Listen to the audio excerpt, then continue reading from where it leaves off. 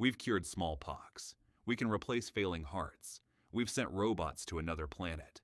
But if you wake up with a cold tomorrow, modern medicine still can't cure it. Doctors will tell you the same thing they told your grandparents. Rest, drink fluids, and wait it out. No cure. Why? At first, it doesn't make sense. A cold feels small. It's annoying, a sore throat, a runny nose, a cough, but it's not cancer. It's not a heart attack. It seems like the kind of problem we should have solved decades ago. So why haven't we? The first reason is something most people never realize. The common cold isn't one illness. It's over 200 different viruses that all happen to cause nearly the same symptoms. Rhinoviruses, coronaviruses, adenoviruses, and several others can all give you what we simply call a cold. Imagine trying to build one key that opens 200 different locks. Now imagine those locks keep changing shape before you're finished making the key. That's the challenge scientists are facing. You might be thinking, well, we developed COVID vaccines incredibly quickly. Why not just make vaccines for all of these? That sounds simple. Until you hit the next problem.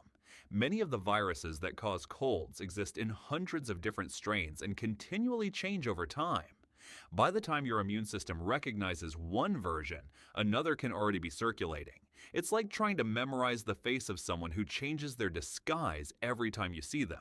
And unlike diseases caused by a single virus, the common cold isn't one moving target. It's hundreds of moving targets. But here's the part that surprises most people.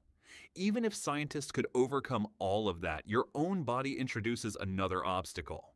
Your immune system is incredibly powerful, but it also has to be efficient. Every day it's deciding where to focus its resources. A virus that's likely to become life-threatening triggers an intense response. A typical cold usually doesn't. From an evolutionary perspective, most healthy people recover from a cold in about a week. That means there was never much pressure to evolve a perfect defense that eliminates every cold instantly. And here's something even stranger. Most of the misery you feel during a cold isn't caused directly by the virus. The congestion, the sore throat, the runny nose. Much of that comes from your immune system responding to the infection. In other words, part of what makes you feel sick is actually your body trying to help you get better. Which raises an interesting question. If we could instantly shut down every symptom, would that always be a good idea? Not necessarily. Those symptoms are often part of the body's defense, so completely turning them off could sometimes interfere with fighting the infection. There's one final reason we still don't have a cure. Developing new vaccines and antiviral medicines can take years of research and cost enormous amounts of money.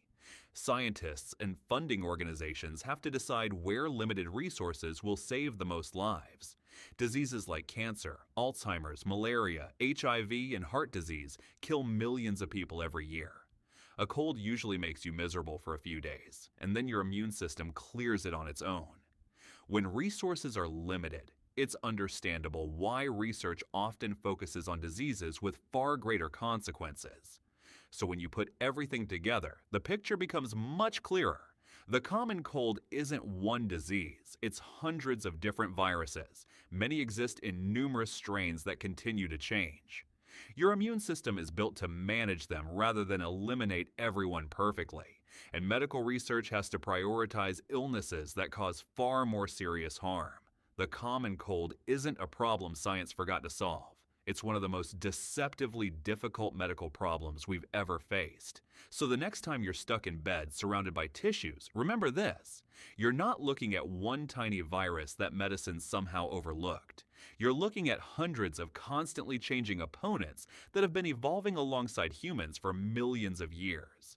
Sometimes the hardest problems aren't the deadliest ones. They're the ones that seem so simple that we assume they should already have an answer.